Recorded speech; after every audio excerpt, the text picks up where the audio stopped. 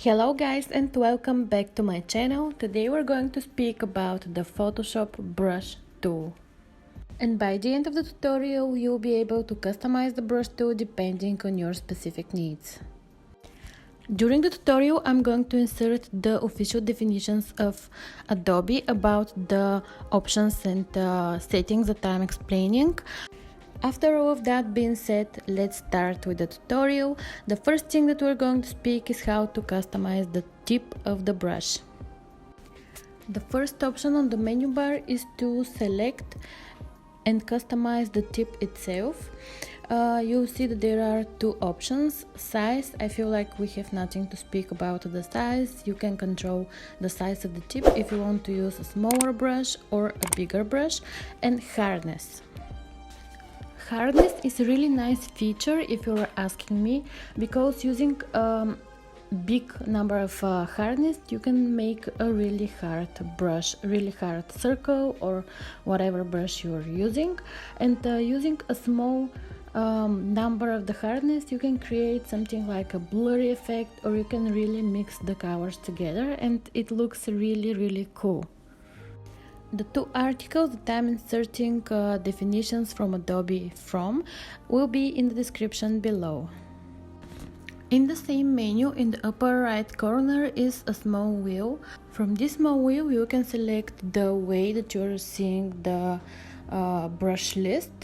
You can also import brushes from there, delete brushes, rename, group them, or download new brushes.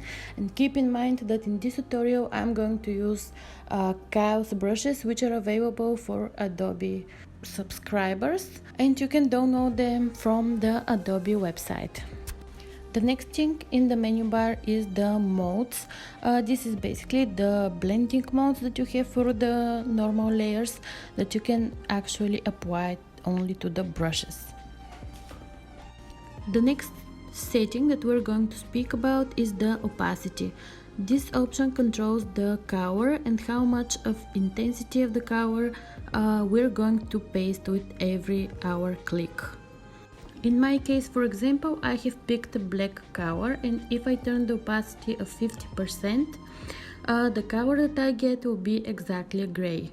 If we're moving the cursor without releasing the mouse, the opacity won't build up. With every time we release the mouse, the opacity will start building up until it gets to 100% of the opacity of the color that we picked. The next thing on the menu is flow, which looks a little bit like the opacity, but not exactly. Flow actually controls the color as well, but it builds up even without releasing the mouse. Flow is actually maximizing when it reaches the percentage of the opacity. So in our example with 10% flow and 50% opacity, every time when we move over the same spot we're going to add 10% until we get to the percentage of the opacity, which in our case is 50%.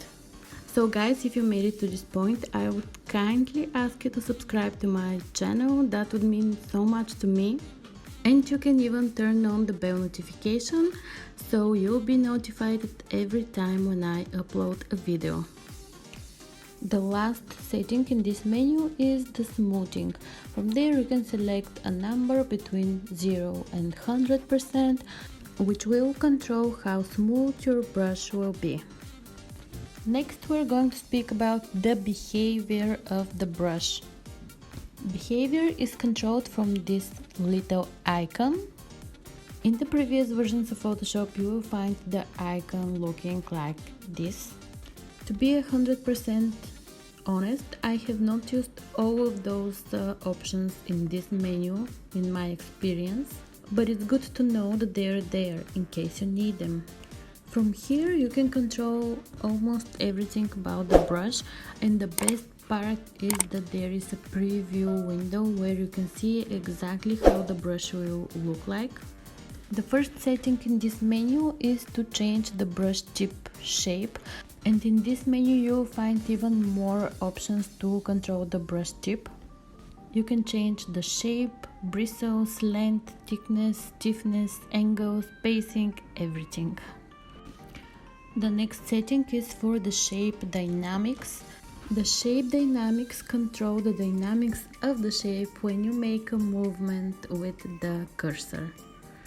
The next setting is the scattering, which controls the behavior of the tip when making a continuous movement and creates something like a dispersion or splattering effect, something like that. Really cool.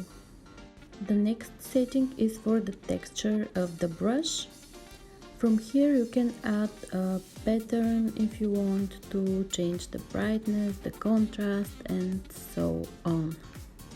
The next option is to use dual brush. This is something really cool that I even didn't know about until really recently.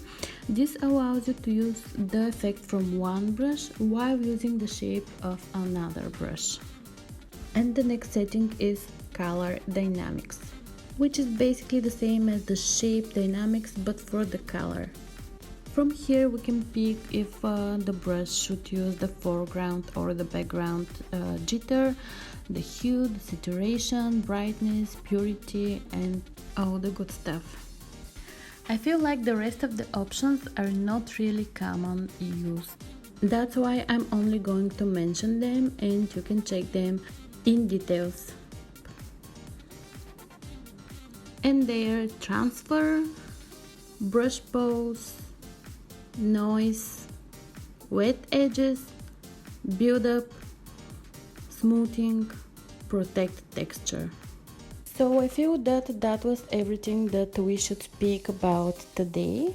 I hope that you learned a lot of new stuff for the brush tool, or you remembered stuff that you have been forgetting lately. Thank you very much if you stayed until the end.